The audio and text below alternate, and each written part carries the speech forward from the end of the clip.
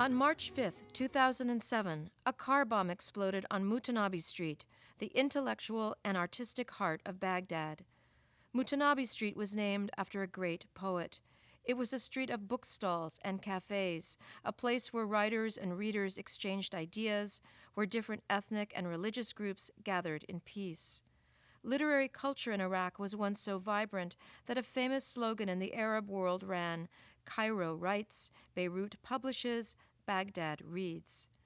In this podcast, you will hear a lot about this famous street, in poems by contemporary and classical Iraqi poets, and also in work by Chris Abani, Beausoleil, Laila Lalami, Suzanne Lummis, Majid Naficy, Marisela Norte, and Terry Wolverton. This gathering at Central Library was convened to grieve a loss and to celebrate culture, and to tell the world that Mutanabbi Street starts here. The commemoration began with a special performance of traditional Iraqi music by the Sadoun al-Bayati Ensemble.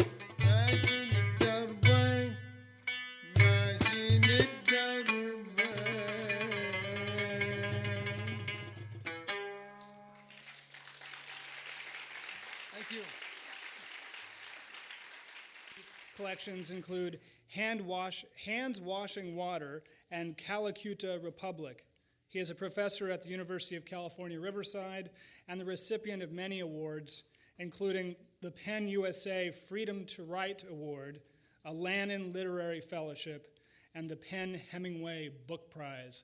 Ladies and gentlemen, please welcome Chris Abani.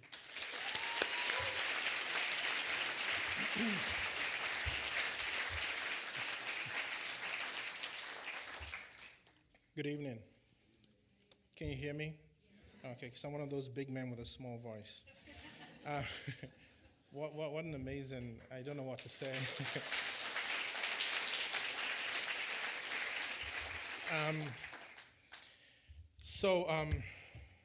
In my culture, when we have memoriams, they're not a time for mourning, they're a time for joy. The thing about literature is that it doesn't die. When they burned that library in Constantinople nearly 1,000 years ago, the conquerors said, now we have destroyed them, we have burnt their literature. But they didn't know that literature lives in the human heart. And what I found out 2 months ago, my mother died, and we cremated her, is that the temperature of the crematorium is set to the temperature it takes to burn the human heart. The human heart doesn't die. I'm going to read you 3 poems by Mahmoud Darwish. And also, I also want to extend a wish to you that I hope, inshallah, that your hearts don't die. Mahmoud says, the hearts of people are their nationality. Take away my passport. The first poem comes from It's a Song,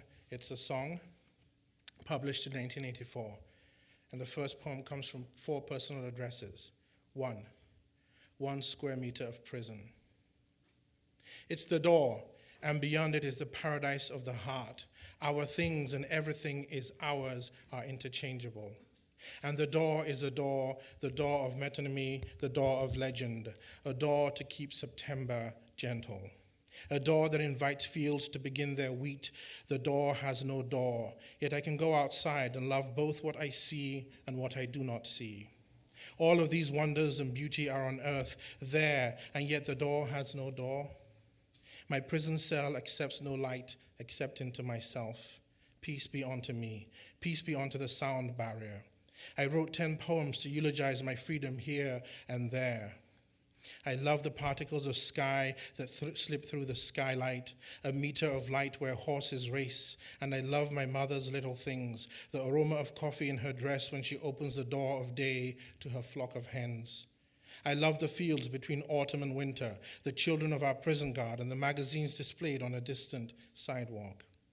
I also wrote 20 satiric poems about the place in which we have no place. My freedom is not to be what they want, but to enlarge my prison cell and carry on my song of the door. A door is a door, yet I can walk out within me, and so on and so forth. The second poem comes from Why Have You Left the Horses Alone? I see my ghost coming from afar. As if I were a balcony, I gaze upon whatever I desire. I see my friends couriering the evening's mail, wine, bread, a novel, and records. I gaze upon a seagull and troop trucks arriving to uproot the trees of this place. I gaze upon the dog of the neighbor who left for Canada 1.5 years ago. I gaze upon the name of Mutanabbi journeying from Tiberias to Egypt on a horse of song. I gaze upon the Persian flower leaping the iron fence. As if I were a balcony, I gaze upon whatever I desire. Were it up to me to begin again, I would make the same choice, roses on the same fence. I would travel the same roads that might or might not lead to Cordoba. I would lay my shadow down on 2 rocks so that birds could nest on one of my boughs. I would break open my shadow for the scent of almond to float in a cloud of dust. And grow tired on the slopes, come closer and listen. Share my crust of bread, drink my wine, don't leave me alone like the weeping willow. I love countries unendangered by songs of migration, desires, or the appeal to blood. I love women whose hidden desires make horses put an end to their lives at the threshold.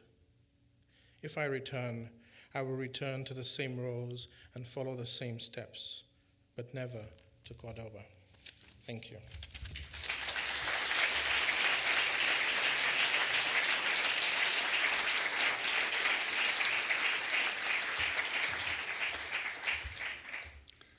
Our next reader is Beausoleil. Beausoleil is a radio host, bookseller, and the author of 9 books of poetry, the latest entitled Concealed in Language. He lives in San Francisco, California. Ladies and gentlemen, please welcome Beausoleil.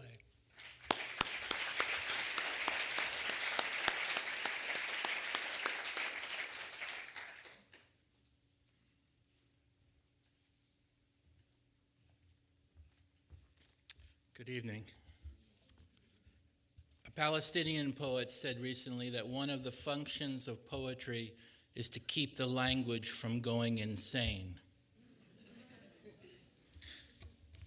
Looking up here on this sign, Mutanabbi Street starts here, I think it's for all of us to remember that every time someone sits down and opens a book, every time we as writers sit down and pick up our pen, that is where Mutanabbi Street starts. It's no different here than it is there. I'm going to start with an Iraqi poet and end with an Iraqi poet, and in the middle are my own. The first poem is by an Iraqi poet named Sinan Antun. It's called Strings, and there are 4 discrete parts of a much longer poem. This was published on a broadside as part of a broadside series for the Mutanabbi Street Coalition. 1. A shelf in the heart's archives where postponed deaths are stacked next to rumors about happiness. 2. The last line in a manuscript whose burning has been delayed 8 centuries. 3. The migration route taken by a rare bird in its last season before extinction. 4. The shadow of the last palm tree in a burning orchard as its fronds comb the wind's hair and it is consoled by the sun. My poems are quite short. I would just ask that you let them wash over you. This is called 1. There are 3 words at the wrist and the forehead, and these are the first words of naming. There is a word in each word, a word responsible for the divine. And there are 3 words described of blood. These are the words offended by memory.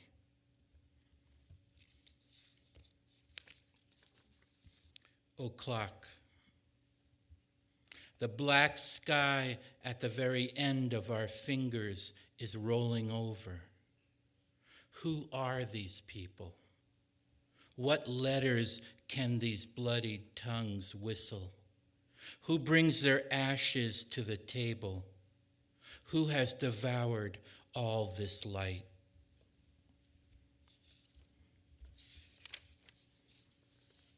This is called Starting the Intricate. It's in 3 parts. 1.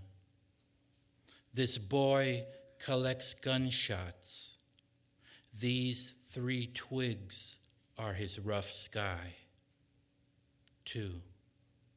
His careening bed of rocks lifts him, and the evening flourishes.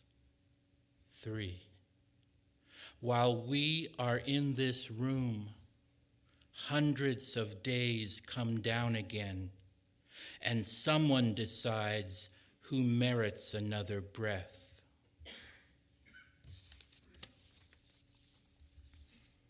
This is called Upon Living. They shove your feet out of the smokestack kitchen.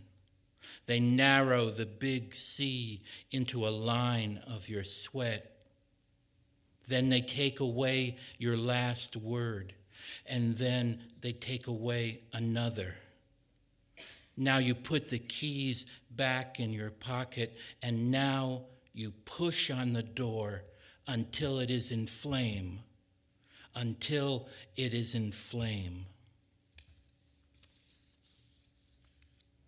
It's called A Break in the Trees. starting in the kitchen, uselessly listening to justice. There is a length of water hung in the breeze of heaven, a regret in the course of breathing that makes 2 times the dead the rule. Surely time has ended among us. There is a break in the trees. Everything falls to our inside. This is called Markings, and it's in 2 parts. 1, the land is leveled, the eyewitnesses are moved to a yard, a street, the road is made smooth. 2, we have the ability to not regret, not 1 death, and then exactly 2, even before another. And in this approximate silence, we have felt that not regretting has spared us loneliness.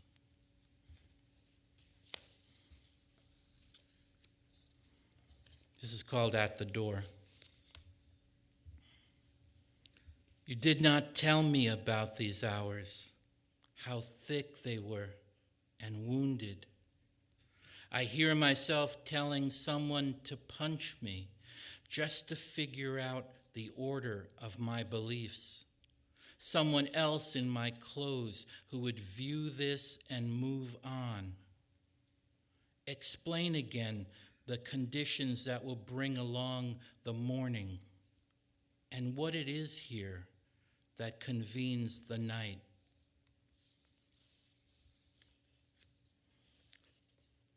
This is the last of my poems. It's called Shaken. We have resumed our dance, a dance as steady as this whiskey beside us, a dance as level as the tracks of midnight in our pockets.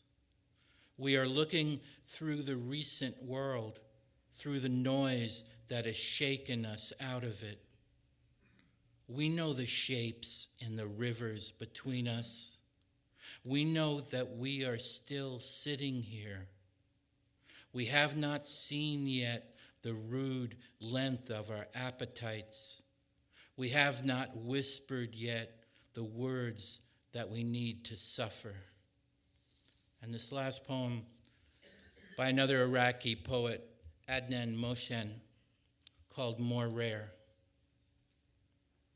More rare than a bird stumbling on its shadow, than an ant lying in wait for its prey. More rare than a raven with white wings, more rare than a tornado enveloped in my arms, than a mutinous stick, than a docile flame. More rare than all that is to find myself at peace for a moment. Thank you.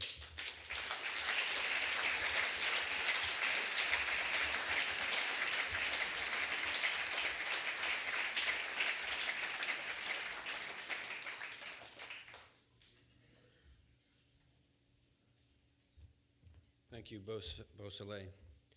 How's everybody doing? You are all wonderful listeners. Just before I introduce Laila Lalami, I want to thank Louise Steinman and the library for supporting programs like this.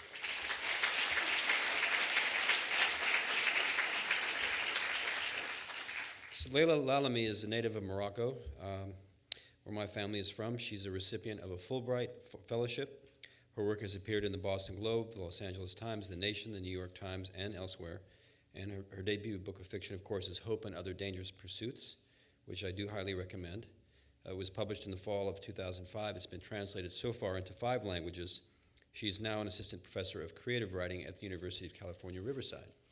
Laila Lalami.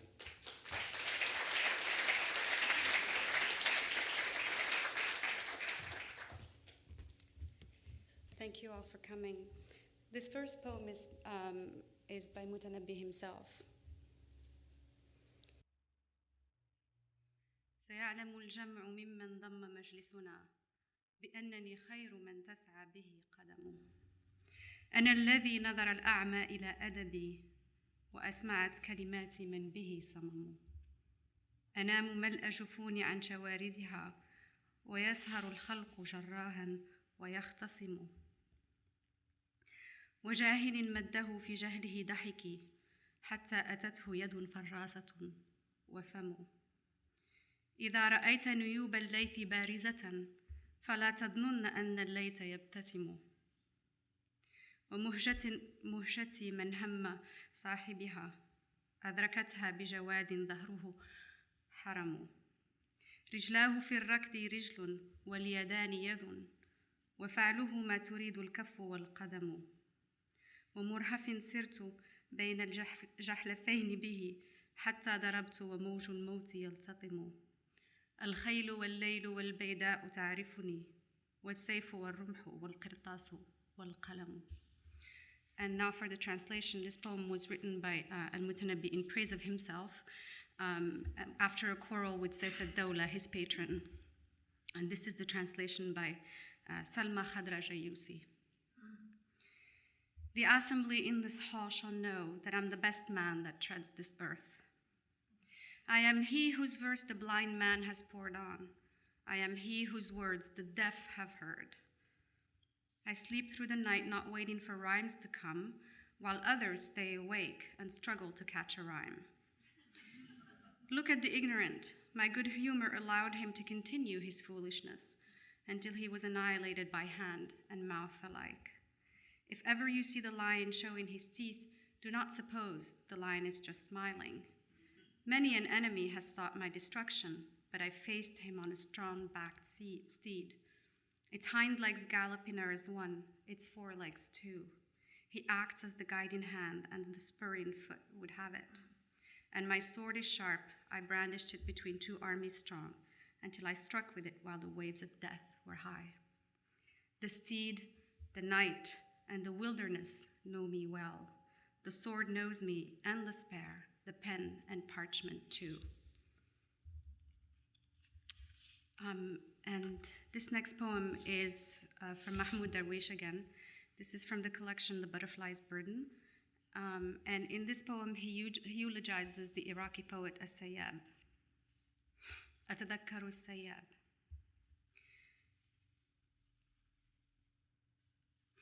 أتذكر السياب يصرخ في الخليج سدى عراق عراق ليس سوى العراق ولا يرد سوى الصدى. أتذكر السياب في هذا الفضاء السومري تغلبت أنثى على عقم السديم وأورثنا الأرض والمنفى معا. أتذكر السياب إن الشعر يولد في العراق فكن عراقيا لتصبح شاعرا يا صاحبي. أتذكر السياب لم يجد الحياة كما تخيل بين دجلة والفرات فلم يفكر مثل جلجامش بأعشاب الخلود ولم يفكر بالقيامة بعدها. أتذكر السياب يأخذ عن حمورابي الشرائع كي يغطي سوءته ويسير نحو ضريحه متصوفا. أتذكر السياب حين أصاب بالحمى وأهذي إخوتي كانوا يعدون العشاء لجيش هولاكو ولا خدم سواهم إخوتي. أتذكر السياب لم نحلم بما لا يستحق النحل من قوت ولم نحلم بأكثر من يدين صغيرتين تصافحان غيابنا. أتذكر السياب حدادون موتى ينهضون من القبور ويصنعون قيودنا. أتذكر السياب إن الشعر تجربة ومنفى توأمان ونحن لم نحلم بأكثر من حياة كالحياة وأن نموت على طريقتنا. عراق عراق ليس سوى العراق. And the English translation is by Fadi Juda. Excuse me. I recall As-Sayyab. I recall As-Sayyab screaming at the Gulf in vain. Iraq, Iraq, Nothing but Iraq, and only echo replies. I recall a Sayyab in the Sumerian space. A female overcame nebulous sterility and bequeathed this land and exile together. I recall a Sayyab. Poetry is born in Iraq. Be an Iraqi to become a poet, my friend. I recall a Sayyab. He didn't find life as he imagined between the Tigris and the Euphrates, and didn't think like Gilgamesh of immortality herbs, and didn't think of the judgment day that follows. I recall a Sayyab taking from Hammurabi the tablets to cover his loins, then walking towards his tomb, a Sufi. I recall a Sayyab when I am stricken with fever, and I hallucinate. My brothers were preparing dinner for Hulagu's army. They were the only servants, my brothers. I recall a Sayyab. We didn't dream of what bees don't deserve of sustenance, and we didn't dream of more than 2 handshakes that greet our absence. I recall at Sayyab, dead blacksmiths rise from the graves and forge our chains. I recall a Sayyab, poetry is the twins, experience and exile, and we didn't dream of more than a life like life, and that we die in our own way. Iraq, Iraq, nothing but Iraq. Thank you.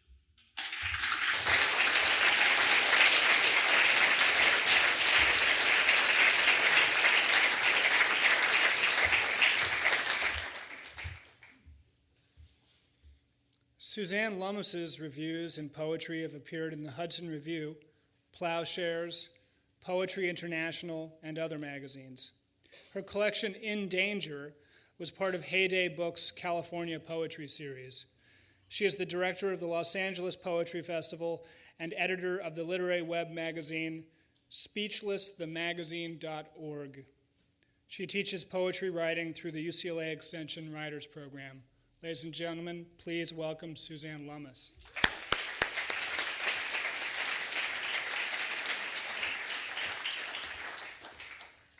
I also would like to thank the musicians, and they were, as we sometimes say in this town, awesome.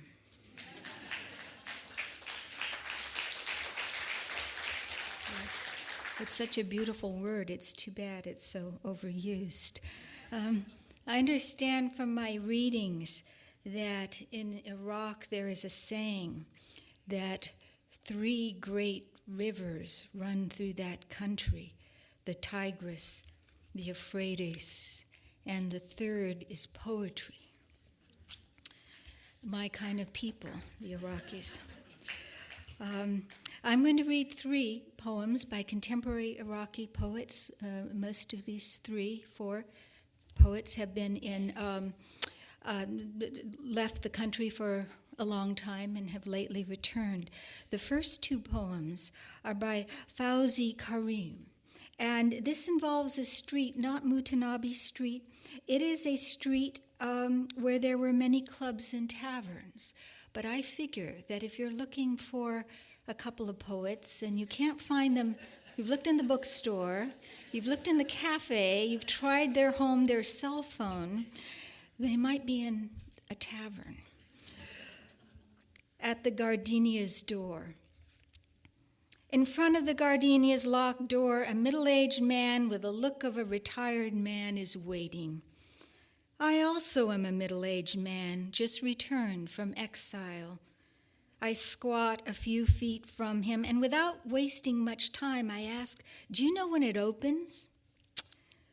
"Oh, Gardenia Bar was my hangout before the war. I used to have my own corner with my friends all around me.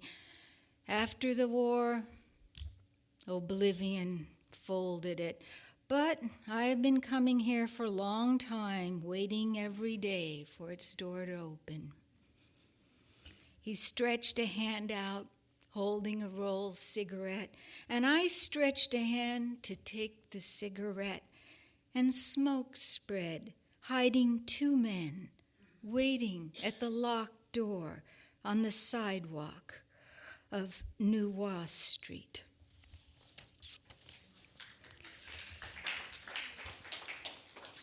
And this also by Fawzi Karim. You know, he doesn't always write about the war because other things continue on while wars are going on. Apparently, unrequited love is one of the things that continues going on.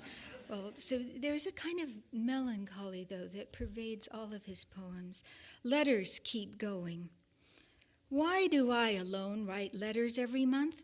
I try to respond to your silence, pretending that your silence is more eloquent than my words. Every month, I add to your name all that I love of your traits, dear lady of longing, dear jasmine, and dear flowers that encircle gardens until my window pane gathers dew from a mouse vapor, sighs of the lady of longing. But it was night, breaths of cold night wind, so I finished the letters. After 30 days, I try to respond to your silence again, pretending that your silence is more eloquent than my words. On one side, always my departing letters, on the other, your silence. And between them, the earth and the sun keep rotating. Even histories are chronicled in the names of these two, the one in writing and the other in silence, while empires rise and fall. This is, I better pronounce this right, Fadhil al-Sultani. Was that right? Oh, thank God. That's like, I felt so much anxiety. Van Gogh, I consider this to be a kind of upside-down, backwards love poem by a man who looks at a painting and understands the suffering of the artist. Van Gogh. Go away! How many times should I see you dangling from the ceiling of hunger from the 19th century till now? I see you every night hanging from the ceiling of hunger, and I weep as if I were your brother, though not born to your mother. I look at your empty chair and feel guilty for not sitting in it. I look at your yellow corn cobs and feel guilty for not picking them. I look at your whore and feel guilty for not marrying her. Go away. I am the stranger coming from another land, a land you have not even heard of. Aren't you satisfied with a whole nation? Take your empty chair, your field of yellow corn, your whore. Take even your cut ear. For who would need it? And go away. I'm satisfied with my empty chair, my field of yellow corn, and my son with its throat cut since birth. Thank you. Thank you. And this is a Kurdish poet who was involved with the Kurdish liberation movement. This is my final poem. And it is, I have to thank Steve Cowett for helping me find this poem, the wonderful San Diego poet. And it is a Shirko Bikas. In a forest, darkness came, and in its lair, a lion thought of how tomorrow it could attack the neighboring tiger. The tiger was thinking of how tomorrow to skin the fox. The fox was thinking of how tomorrow it could approach the garden's gate to eat the baby doves. The dove was thinking of how tomorrow to bring together the hunter, the birds, and the animals of the forest. How could she wondered?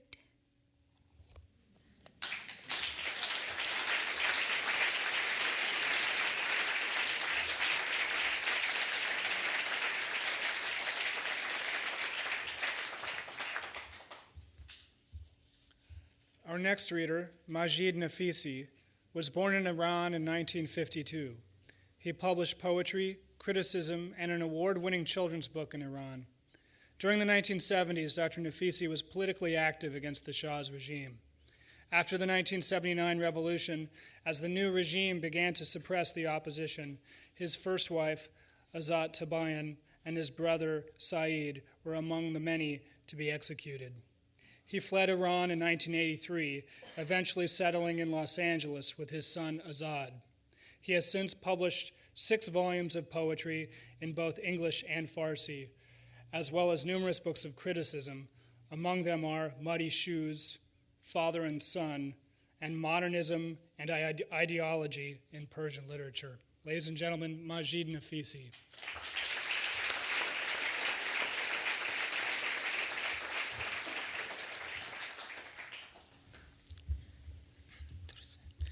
Thank you.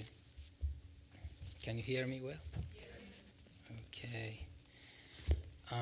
That was my son, Azad. I wrote this poem on March 19th, 2 weeks after the tragedy on Mutanabbi Street. I wrote it for the friendship of Persians and Arabs, the peoples of Iran and Iraq and other Arab countries. I have no hope on governments. I only hope, that people get together and do something for themselves. I have to put this to set the stage for you for this poem. Mutanabbi in Arabic means the one who pretends to be a prophet, because Mutanabbi, who lived on 10th century, he belonged to a movement called Qarmati. They were Shia extremists, and after that he went to Persia with the King Azad of Daylaman, and that's where at the little river Khor in Shiraz in Persia, he hears the sound of tigress. So he wants to get back to Baghdad.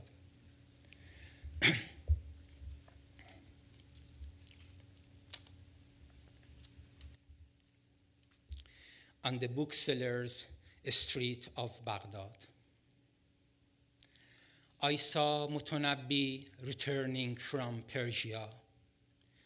He had heard the sound of tigress by the Khor river, calling him back to Baghdad. On his way, he had given his sword to the Qarmati rebels in Gonave, because he knew that from then on he would have no friend but the pen. He had told himself, I, Mutanabbi, poet, prophet, and swordsman, moved into the desert from Kufa with the Bedouins of Qarmati revolt, looking for the secret of brotherhood. I went to Aleppo with Prince Saif of Hamdan to stand against the Frank Crusaders, and traveled to Persia with King Azad of Daylaman to spread the seed of Arabic poetry. Now, I want to return to Iraq, only to look from the bridge of Baghdad at the fishermen in their nutshells boats, who are gently rowing on the Tigris River. I want to see the Gnostic Mandians in their white towels, making ablution in the shallow waters while looking at the North Star. And from the diners on Abu Nawas Street, I want to buy lentil soup and mazghouf fish, barbecued on pomegranate sticks.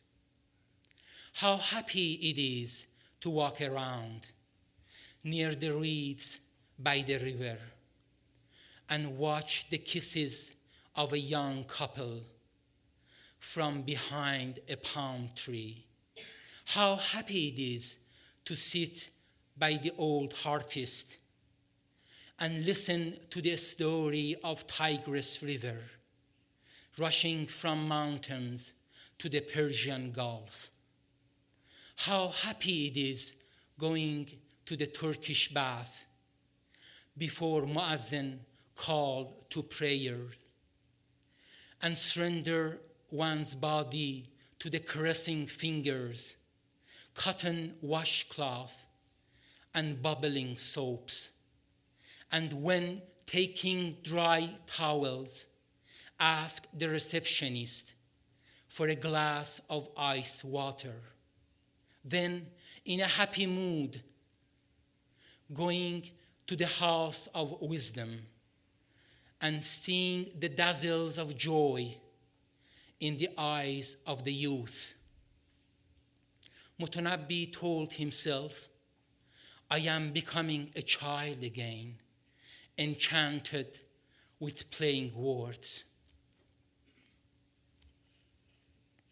Looking down from the bridge of Baghdad, Mutanabbi saw nothing but blood running constantly in the Tigris River.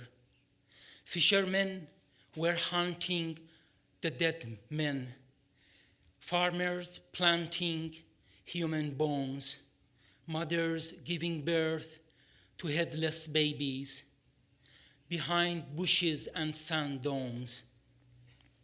The beheaded running in the shadow waters, and the water sellers shouting in the alleys, fresh blood, fresh blood. On the bookseller's row, a red fog had covered the sky and the earth. Muhammad, the binder, was looking in the ruins for the cut of his brothers. Father of Hussein, the hummus peddler, was talking to one of his son's shoes. Shatri, the bookseller, was shedding tears, running behind the half-burned leaves of poetry on the alleys on the east side of the Tigris River. He was humming one of Mutanabbi's couplets. Even the blind can see the letters, and the deaf hears the sounds of my poetry. Mutanabbi stood. His robe clung to his skin, and his hairdress was wet with blood. He asked himself, people or books? Books or people? Should he put down the pen and take the sword again? The tigress did not answer. It was running fast, like an arrow shot from a bow. Thank you.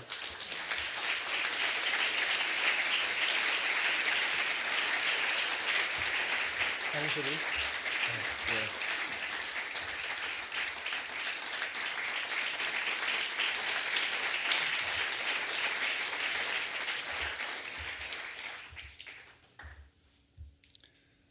Our next reader, Marisela Norte, is an East Los Angeles-based writer. Her work has appeared in various publications such as Bomb, Propagandist, and West Magazine. Her first collection of prose, East LA Days, Fellini Nights, is forthcoming from City Works Press. Ladies and gentlemen, Marisela Norte.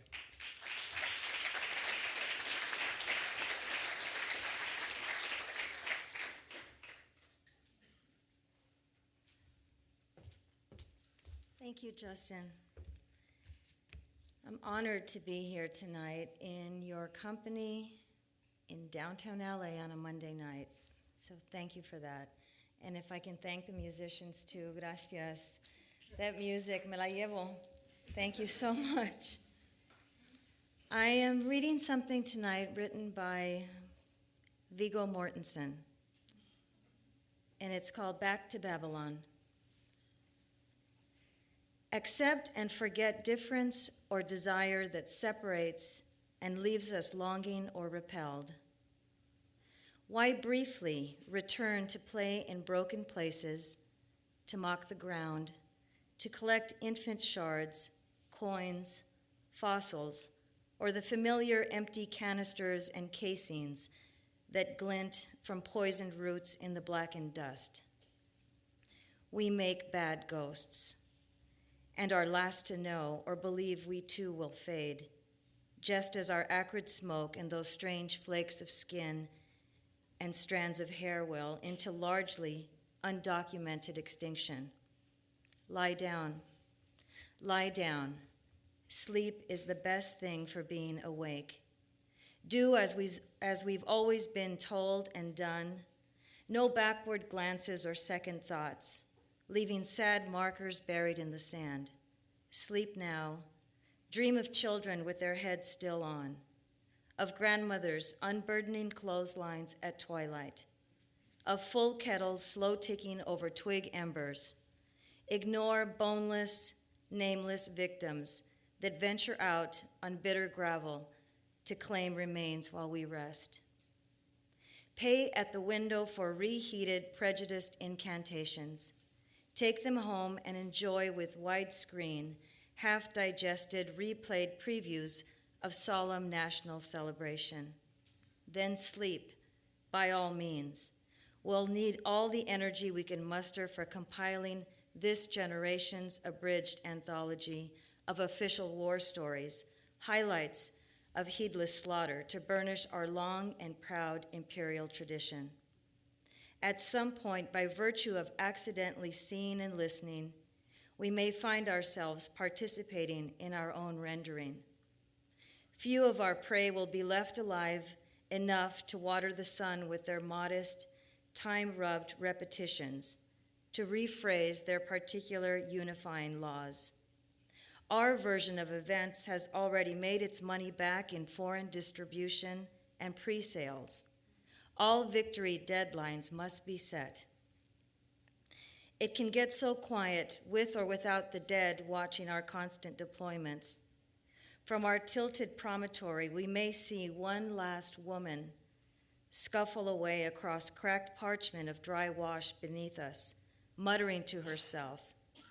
Or is she singing at us as she rounds the sheared granite face and disappears into a grove of spindly, trembling tamarisk shadows lining the main road? We'll soon hear little other than our breathing as shale cools and bats rise to feed, taking over from sated swallows. Night anywhere is home, darkness a cue for turning inward, quiet an invitation to review our expensive successes before morning extraction from the twin rivers of our common cradle. Gracias.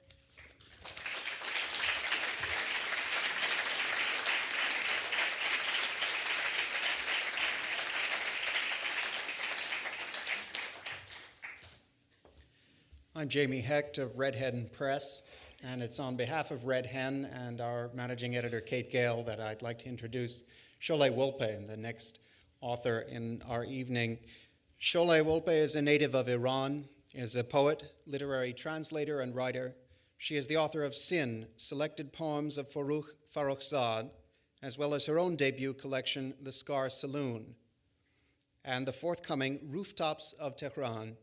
She is the associate editor of the forthcoming Norte anthology of modern literature from the Muslim world. Ladies and gentlemen, Sholeh WolpÄ.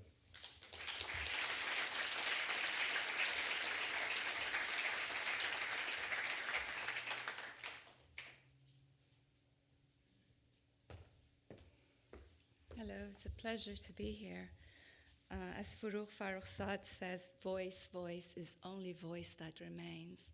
And I want to thank our musicians for helping us celebrate the voice. I'm going to start with a poem by an Iraqi poet, not a famous one. He wrote this poem at a refugee camp in 1992.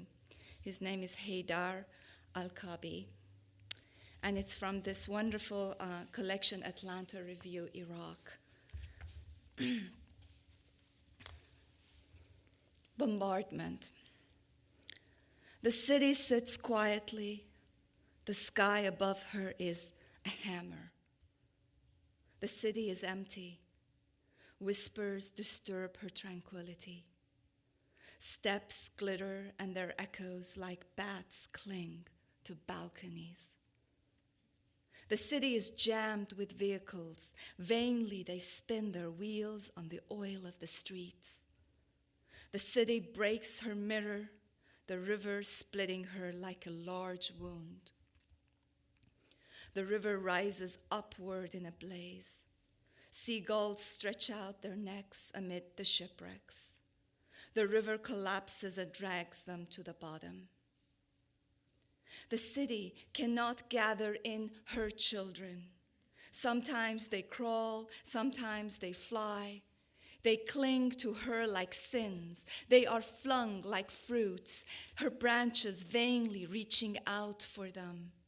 She tries to break loose from her roots to gather up her little ones. The city is standing. Her head is in her hands. She swirls, swirls, swirls, becomes dizzy, sings, and signboards. The city takes a cup of water to swallow her words. Now she is hushed, silencing her children. Straining her ears, she waits the sudden falling of the sky.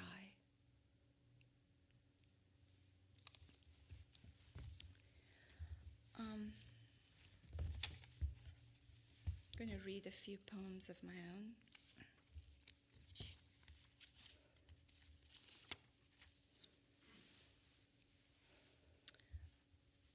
No apple trees in this paradise.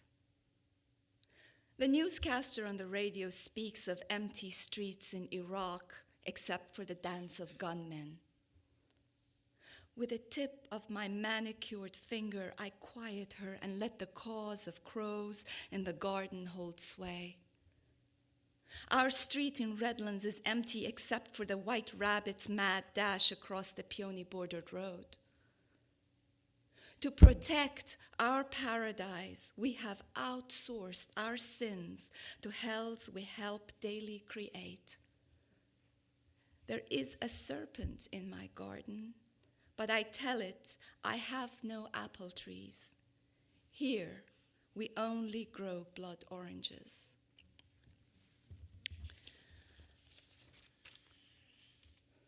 In the end, what folly. In an abandoned elementary school, a priest baptizes Marines in a makeshift pond brimming with canteen water. Purified, the young soldiers can hope for paradise.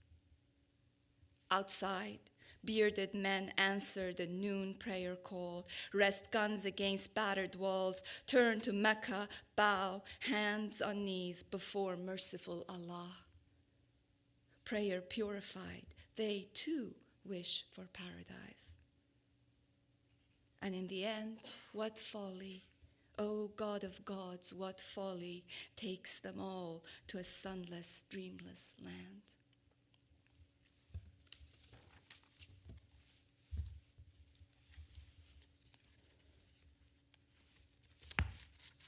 I didn't ask for my parents. It isn't like you bend your dainty spirit neck down from God's baby soul land and point to a copulating couple who strike your fancy. Don't think it works that way. You are blindfolded and shut down through heaven's tunnel into life, and where you plop willy-nilly, that's your home. The Jewish couple may be in the act at the same time as their Muslim neighbor. Where you end up, even the cherub who pushed you off the edge can't know. We grow up forgetting our incidental placement, become fond of whatever bread and religion we are fed. Listen, who has salvation? when we all claim it. I'm going to end with a poem called The Deep Dive. The Deep Dive. Stevie's raisin-colored braids, a shade lighter than his skin, bob up down as the waves punch the boat. His signals go down. I don't. I stay close to the boat, hold tight the taut rope, can't breathe. Not the air in the tank, not the air in the air. My lungs inflate, deflate, but that's beside the point. I can't frickin' breathe. And I yell this to the waves, to the boat, to Stevie, who magically surfaces beside me, an aurous brown god in goggles, regulator hose dangling by his mouth. He holds my hand between his palms, says, "But you are breathing, you are." I look at him, and even in this panic, this feeling of imminent death, I note how beautiful he is.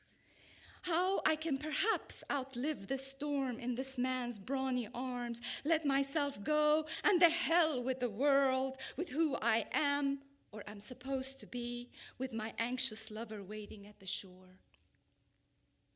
"Relax, baby," says Stevie, "I'll stay with you." He pulls me into his arms, and I breathe deep from the tank strapped on my back. Stealthily, he releases air from my jacket, adds a cube of weight to my belt, and down we go, down into the broth of another world. The sea bottom is a sandy desert flush against massive rocks, and there are cacti, tiny Joshua trees, and brown grass dancing to the water current's silent tango. Time means nothing here. Palestine, Israel, and Tehran mean nothing here. My daughter contemplating suicide at 12 means nothing here. Sons in military fatigues breathing Iraqi air means nothing here. Even women giving life and grenades taking them away mean nothing here. Here, the fish are birds, electric blue fins, wings, and beneath this airless sky, Stevie and I. Thank you.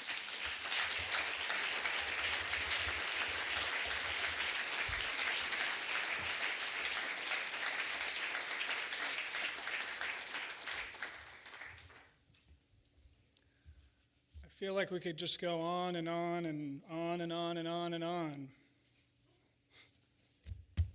Like Mutanabbi Street. But we've reached our seventh and final reader of the evening. Terry Wolverton is the author of 7 books of fiction, memoir, and poetry, including Embers, Insurgent Muse, and most recently, Shadow and Praise. She is the founder of Writers at Work, a creative writing center here in Los Angeles.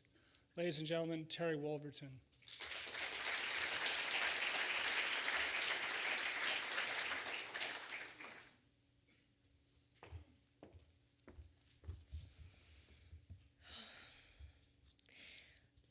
I'm very grateful to have a chance to be part of this event. I feel like speaking out through art is one of the ways we retain our humanity in fairly inhumane times. So thanks to all of you for gathering to do that. I'm going to begin with a poem. It's so frustrating to me that if you're educated in the United States, you really don't learn anything at all about the non-Western world. I've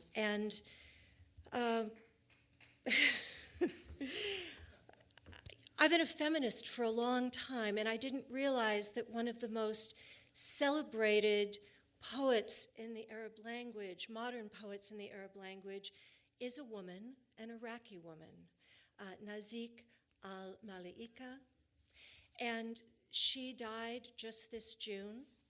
And I just learned today she was born on my birthday, so there's some resonance there. This poem was translated from the Arabic by Rebecca Carroll Johnson, and it's called Love Song for Words.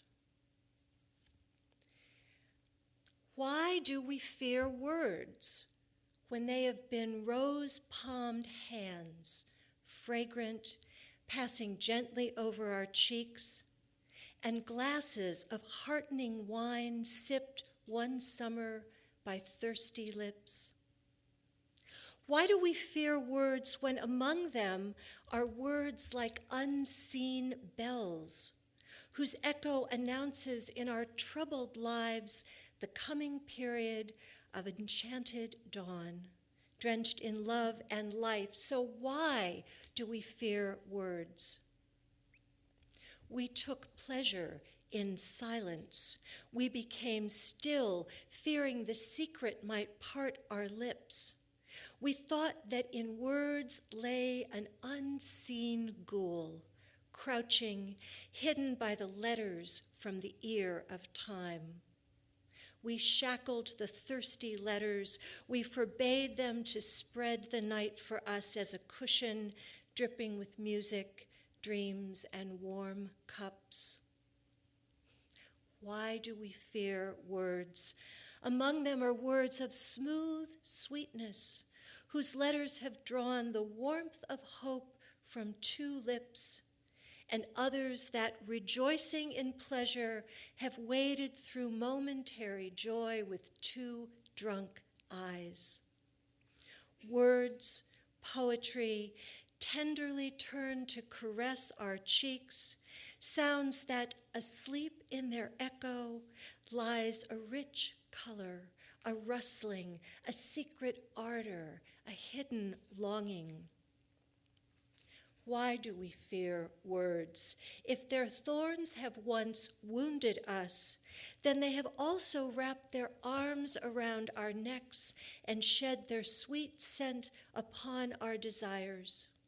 If their letters have pierced us and their face callously turned from us, then they have also left us with an oud in our hands. And tomorrow they will shower us with life. So pour us 2 full glasses of words. Tomorrow we will build ourselves a dream nest of words, high with ivy trailing from its letters. We will nourish its buds with poetry and water its flowers with words. We will build a balcony for the timid rose with pillars made of words, and a cool hall flooded with deep shade, guarded by words. Our life we have dedicated as a prayer. To whom shall we pray but to words?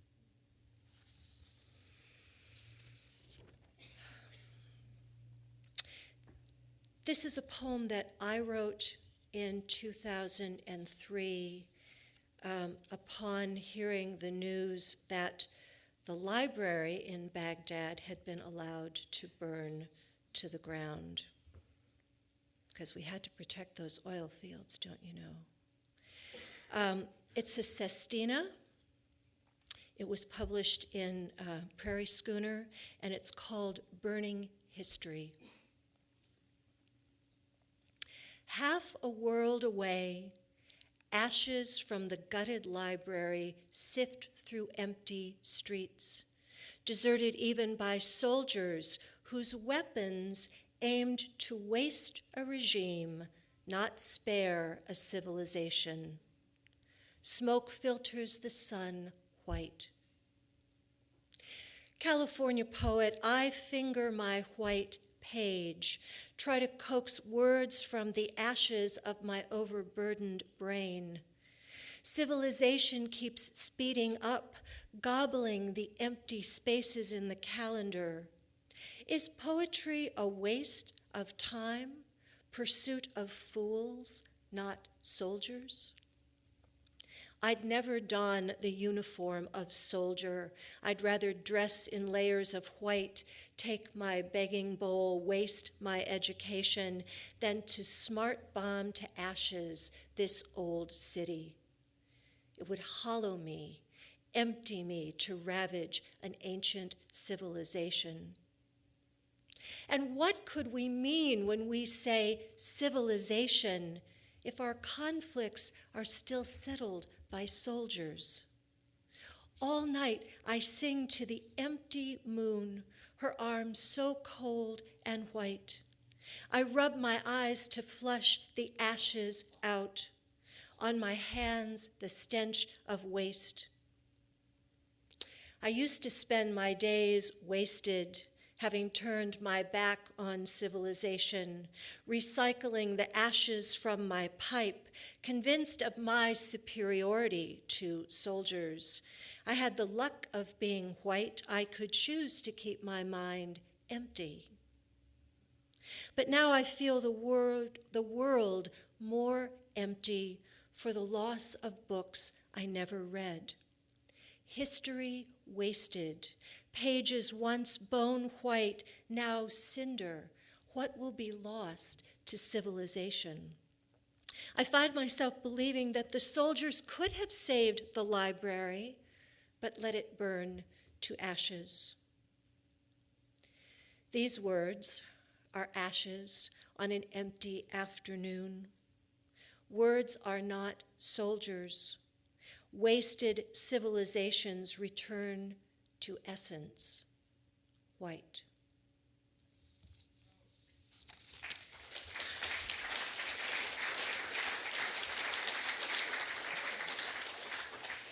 And I want to close with one more poem by Nazik al-Malaika. And she spent most of her life, although she was born in Iraq, she spent most of her life in exile. She had been in exile continuously since 1970, and she died in Cairo. And one of the things about her is that she was one of the first of the modern poets to break from the traditions of poetry in the Arabic language and believed that she could experiment, she could write in free verse. She got into a bit of trouble for that. This poem is called New Year. New Year, don't come to our homes, for we are wanderers from a ghost world denied by man. Night flees from us, fate has deserted us. We live as wandering spirits with no memory, no dreams, no longings, no hopes. The horizons of our eyes have grown ashen, the gray of a still lake, like our silent brows, pulseless, heatless, denuded of poetry. We live not knowing life. New Year, move on. There is the path to lead your footsteps. Ours are veins of hard reed, and we know not of sadness. We wish to be dead and refused by the graves. We wish to write history by the years. If only we knew what it is to be bound to a place. If only snow could bring us winter to wrap our faces in darkness. If only memory or hope or regret could one day block our country from its path. If only we feared madness. If only our lives could be disturbed by travel or shock, or the sadness of an impossible love. If only we could die like other people. Thank you.